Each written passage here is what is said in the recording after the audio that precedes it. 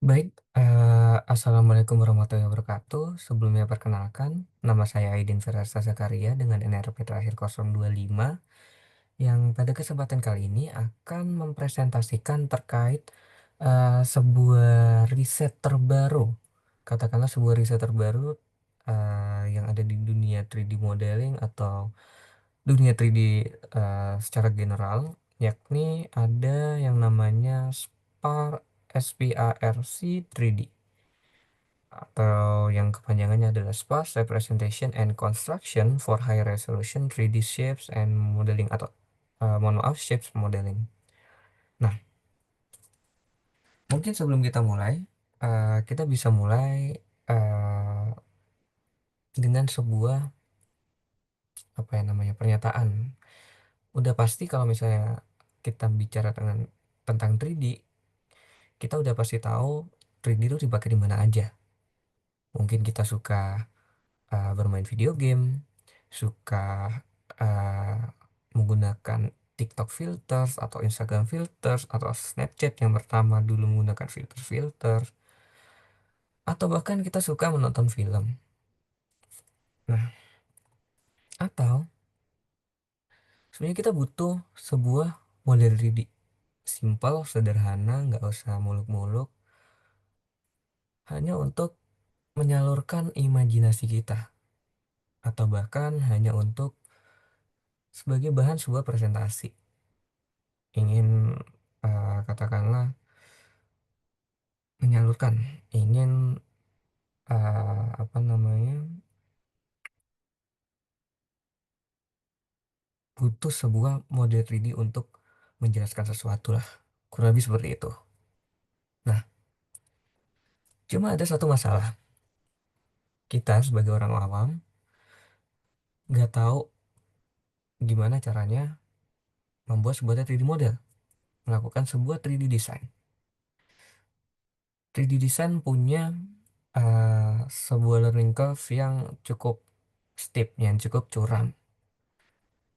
Nggak semua orang bisa belajar 3D design. Bisa, tapi punya 3D design punya kesulitannya masing-masing. Ada banyak teori yang harus dipelajari, ada banyak tools yang bisa digunakan, tools yang mana yang biasa digunakan oleh banyak orang, dan eh, seperti itulah. Jadi banyak orang yang di tahun pertamanya, di mana dia butuh sebuah 3D model untuk bisa melakukan tugas-tugas yang seperti saya jelaskan tadi, itu jadi menyerah mereka. Mereka nggak tahu, mereka bingung gimana caranya, butuh sebuah 3D model yang singkat, dalam waktu yang singkat, cepat, itu gimana mereka nggak tahu. Nah, di sini mungkin akan saya kenalkan ke Spark 3D. Mohon maaf, saya kurang tahu terkait penyebutan aslinya seperti apa, tapi mulai sekarang mungkin kita bisa sebut uh, riset ini sebagai Spark 3D. Sebuah riset terbaru di dunia tiga dimensi, karya mahasiswa Nanyang Technology University atau NTU Singapura yang bisa secara ajaib menebak wujud tiga dimensi lengkap dari sebuah objek hanya dengan melihat satu foto dua dimensi. Ini membuka era baru dalam pembuatan konten super detail untuk game, film, metaverse, atau apapun lah yang membutuhkan 3D model. Ini saya dapat uh, papernya dari website resmi yang mereka bagikan di NTU. Oke, mungkin selanjutnya kita kembali lagi ke tantangan untuk 3D model. Mungkin kita bisa membayangkan untuk mencoba membuat objek tiga dimensi dari suatu gambar dua dimensi, itu kira-kira seperti mencoba menebak bentuk asli sebuah benda hanya dengan melihat bayangannya di dinding. Jadi di sini kita punya gambar, kita menirukan apa ya, suatu mimik yang bisa terpancar di suatu dinding. Dari bayangan tersebut, mungkin kita bisa melihatlah siluet atau bentuk luarnya aja. Di sini kita cuma bisa menebak. dan membayangkan apa gambar yang ada di situ. Apakah itu kelinci, atau apakah itu dinosaur, atau ya apakah itu sebuah anjing, nggak ada yang tahu. Kita di sini hanya bisa menebak. Tapi di sini dalam tebakan kita, katakanlah kita menebak ini sebagai suatu kelinci. Kita nggak punya informasi sama sekali nih tentang ketebalannya atau depthnya. Apakah itu terbuat dari tangan manusia atau hanya guntingan karton yang ditipiskan atau emang beneran ada katakanlah kelinci di situ atau anjing di situ. Apakah kelinci itu punya mata atau punya bulu atau punya hidung atau bahkan bulu hidung, nggak ada yang tahu. Detailnya kayak gimana nggak ada yang tahu. Dan kira-kira di bagian belakangnya ini, kira-kira dari suatu gambar dua dimensi kita bisa tahu nggak sisi di balik eh, gambar tersebut itu kayak gimana. Nah, di sini dari sebuah bayangan dua dimensi yang datar, kira-kira cukup mustahil lah untuk bisa mengetahui wujud tiga dimensi aslinya tanpa bisa menebak atau memiliki pengetahuan sebelumnya terkait apa yang ingin kita buat di situ. Nah, ini tantangan dari single image to 3D. Suatu tantangan yang kita sebagai orang awam yang nggak ngerti 3D ingin mencoba membuat sebuah 3D model. Oke, kita lanjut. Kira-kira gimana kita sebagai orang awam bisa membuat gambar ini menjadi suatu objek tiga dimensi yang memiliki bentuk, memiliki tekstur. Ya, nggak harus muluk-muluk, harus ini warnanya warna apa, ini apakah bisa berpendar, atau ini eh, apa ya, materialnya itu kayak gimana, nggak harus muluk-muluk kayak gitu, bentuknya aja. Untuk membuat suatu bentuk, suatu objek seperti itu aja udah susah banget. Kita nggak bisa kebayangkan kira-kira gimana cara ngebuatnya dan seberapa lama untuk ngebuatnya, untuk belajar. Seenggaknya untuk belajar gimana cara mengoperasikan Blender itu sendiri. By the way, ini untuk gambarnya saya menggenerate dari Gemini Nano Banana dan oke. Di sini untuk memecahkan misteri bayangan ini, Spark 3 dimensi, Spark 3D maksudnya, bekerja sebagai bagian dari sebuah tim AI super cerdas yang terdiri dari dua ahli. Di sini untuk gambarnya saya gunakan 4 orang sebagai contoh aja, karena ini juga generate dari Gemini AI, Gemini Nano Banana. Anggap aja ada dua tim di sini. Ada tim yang ini dan ada tim yang ini. Di sini kita memiliki seorang ahli bayangan. Kita sebut aja ahli bayangan. Ini kita menggunakan analogi untuk menjelaskan konsep bagaimana Spark 3D ini bekerja agar lebih mudah untuk dipahami. Di sini saya punya seorang ahli bayangan, master dari bayangan. Dan di sini kita punya master pematung, katakanlah. Master pemahat, master pematung, master objek 3D lah. Kurang lebih seperti itu. Nah, seorang master pematung ini kita latih dengan memberinya jutaan contoh patung tiga dimensi yang asli. Ia diajarkan untuk menjadi sangat ahli untuk memahami anatomi, struktur, bahkan DNA, atau bahkan selevel atom dari objek tiga dimensi itu sendiri. Jadi dia udah benar-benar ngerti lah, dia katakanlah dewanya di segala macam bentuk tiga dimensi. Ia tahu persis bagaimana sebuah objek tiga dimensi seharusnya kayak gimana gitu. Terlihat dari semua sisi, depan, belakang, samping, atau bahkan detail-detail kecilnya itu kayak gimana. Nah, selanjutnya kita punya analis bayangan. Yang di sini dua orang inilah katakanlah.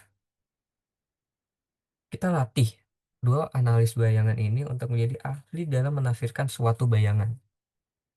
dan belajar untuk menghubungkan pola-pola bayangan dua dimensi dengan DNA tiga dimensi yang dipahami oleh si master pematung. Dia kayak udah melajari bayangan. Oke, ini bayangannya kayak gini. Kira-kira dia disuruh apa ya? Katakanlah membayangkan lah, membayangkan ini tuh aslinya kayak gimana. Kalau dibentuk jadi objek tiga dimensi, detailnya kayak gimana segala macam. Depth-nya itu seperti apa, detailnya seperti apa, dia punya apa, segala macam lah. Dia ngerti semua itu, dia bayangkan di dalam kepikiran dia, dan dia membayangkan gimana kira-kira objek tiga dimensinya itu kayak gimana. Hanya dibayangkan. Lalu dia catat detailnya kayak gini, eh, ketebalannya sekian, dan seterusnya. Nah, di sini proses ajaibnya terjadi. Saat kita menunjukkan bayangan baru atau objek dua dimensi, si analis bayangan akan melihatnya dan kemudian berkata, dari pengalaman saya menganalisis jutaan bayangan. Saya yakin DNA, struktur, dan anatomi dari objek tiga dimensi yang menghasilkan bayangan ini adalah seperti ini. Itu yang dia catat di kertas itu tadi, dia catat ketebalannya segala macam, lalu ia kasih catatan itu ke master pematung. Nah, dengan instruksi itu, sang master pematung langsung memahat sebuah mahakarya. Sebuah objek tiga dimensi yang utuh, sangat detail, dan akurat dari segala sisi. Karena dia udah tahu nih ketebalannya segala macam, dapat dari si ahli bayangan, master bayangan, dan dia udah ngerti kalau ini objek tiga dimensi, jadi baliknya itu harus kayak gimana, detailnya itu kayak gimana. Dia udah ngerti gimana cara membuat sebuah 3D design. Nah, di sini hasilnya adalah suatu objek tiga dimensi yang sangat detail, yang eh, cukup apa ya, ya lumayan detail lah, sangat detail, namun tidak membutuhkan komputasi yang terlalu berat. Kayak gitulah analoginya sebenarnya. Oke, kita lanjut. Nah, ini adalah hasil dari Spark 3D yang saya gunakan, yang saya aplikasikan ke gambar ini. Ini prosesnya nggak nyampe 1 menit untuk membuat suatu model tiga dimensi yang sedetail ini. Bahkan kita bisa melihat thread dari bannya itu kayak gimana, kita bisa melihat gerigi-geriginya itu seperti apa dengan suatu gambar yang lumayan detail dan cukup detail. Sudah sangat cukup untuk model tiga dimensi sederhana yang katakanlah untuk presentasi katakanlah. Nah, hasil dari generate 3D image ini itu bisa kita download. Ini saya udah punya filenya dalam format JLB yang bisa kita load di Blender. Salah satu tools yang bisa kita load ini adalah di Blender. Oke, nah apakah ini adalah tutorial yang baru? Enggak, sebelumnya sudah ada Trellis. Trellis ini eh, ciptaan kalau nggak salah dari Microsoft. Saya agak-agak lupa, tapi kurang lebih untuk cara kerjanya ini kurang lebih sama lah dengan Trellis. Dia mengubah dari image sederhana menjadi suatu 3D asset. Nah, kira-kira apa sih yang membedakan Spark 3D ini dari kebanyakan image to 3D, single image to 3D? Dan apa yang membedakan ini dengan fotogrammatik? Mungkin saya akan menjelaskan fotogrammatik sebentar lagi. Nah, metode yang ada saat ini untuk membuat sebuah atau memproses model tiga dimensi itu seringkali sangat rumit. Mereka harus mengubah data dari mesh yang mentah, yang mungkin tidak sempurna atau berlubang. Ini suatu istilah di dalam uh, teori permodelan tiga dimensi. yang dimana dia itu nggak punya detail. Kalau katakanlah kita butuh ngeprint suatu 3D model di 3D printer. Nah, berlubang ini kalau misalnya dia ada objek dalam atau objek berongga, dia tuh nggak tahu ini itu objek di dalam atau objek di luar. Ya kayak gitulah kurang lebih. Jadi eh, mesin 3D printingnya itu akan kebingungan kira-kira ini tuh kayak gimana, diisi atau enggak atau kayak gimana gitu. Jadi format yang bisa dipahami oleh AI. Proses ini seringkali menyebabkan kehilangan detail, resolusi yang rendah, dan komputasi yang cukup mahal. Ya, is a no-no. Karena kita butuh suatu tools yang cepat, yang nggak butuh komputasi yang terlalu berat, dan menghasilkan detail yang cukup bagus. Di sini adalah hasil dari Generate Spark 3D dengan Trellis. Trellis adalah predesesor dari Spark 3D itu sendiri. Nah, di gambar ini cukup terlihat perbedaan yang cukup signifikan dari hasil Generate Spark 3D dan Trellis. Di mana Spark 3D bisa menghasilkan gambar yang sangat detail, bahkan sedetail apa ya? Saya lupa sebutannya apa, tapi kayak emboss dan eh, kedalamannya itu dia bisa mengenerate dengan sangat detail. Bahkan di sini kan dia nggak tahu nih bagian belakangnya dia tuh kayak gimana, tapi di sini dia bisa generate dengan sangat detail eh, hasil belakangnya tuh kayak gimana gitu. Sementara di sini untuk trellis bagian depannya aja yang udah terlihat dengan jelas, dia hasilnya sangat low res, sangat polinya tuh kayak apa ya, sangat berantakan lah katakanlah. Bahkan di bagian belakangnya malah tambah nggak jelas gitu. Ini juga untuk robot di sini udah sangat jelas, bahkan di level antena yang ada di sini ketebalannya cukup firm gitu dibandingkan hasil yang di-generate oleh Trellis. Di sini apalagi terlihat dari genteng-gentengnya, dari detail structure-nya itu seperti apa. Nah, kira-kira gimana sih Spark 3D ini bisa menghasilkan gambar yang begitu detail? Jawabannya adalah ada dua cara. Ini yang sebenarnya eh, kurang lebih mirip seperti analogi yang saya jelaskan tadi. Ini sebenarnya fundamental yang sebenarnya terjadi di analogi yang saya jelaskan tadi. Di sini ada Spark Cube. Spark Cube. Spark Cube ini itu kurang lebih seperti ahli pemahat yang sudah saya jelaskan tadi. Sparse Deformable Marching Cubes. Ini ada suatu algoritma cerdas yang super cepat untuk mengubah mesin 3D mentah, bahkan yang tidak sempurna sekalipun menjadi suatu model berkualitas tinggi. Ini 1024 pangkat 3 sebenarnya. Yang sebelum sepenuhnya solid dan watertight. Proses ini hanya membutuhkan waktu kurang dari 30 detik, sekitar 3 kali lebih cepat dari metode yang sebelumnya, dengan mempertahankan detail yang sangat detail gitu. Nah, ini kurang lebih wujud asli dari ahli pemahat itu. Jelasnya, ada SPAR Convolutional Variational Autoencoder. Basicnya adalah SPAR VAE. Convolutional sini berarti dia berurusan dengan gambar lah katakanlah. Ini adalah otak AI yang bekerja secara efisien.